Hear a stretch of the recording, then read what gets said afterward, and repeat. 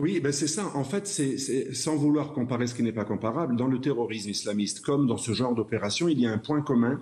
L'idée, c'est que même si on n'aboutit pas à des résultats, on a fait parler de l'islamisme, on a fait parler de la burqa, du voile, et on a pu se plaindre et se faire passer pour des victimes, puisqu'à chaque fois qu'il y a un événement coup de poing, que ce soit le terrorisme ou que ce soit des phénomènes qui choquent comme ça, où on remet en valeur foncièrement, on remet en question les valeurs occidentales, eh bien ça fait parler. Et du coup, après, les militants de ces organisations, comme l'a fait le maire de Grenoble lui-même, vont se poser en victime.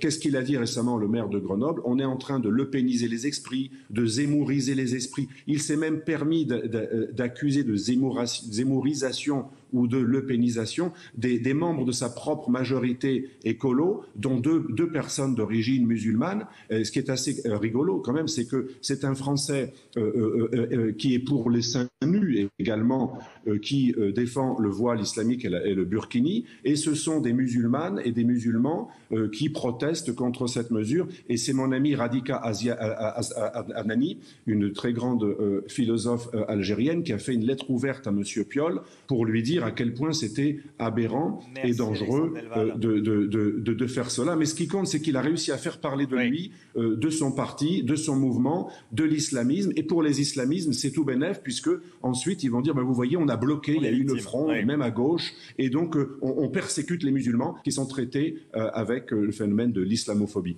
Merci Alexandre Delval. Je rappelle le titre.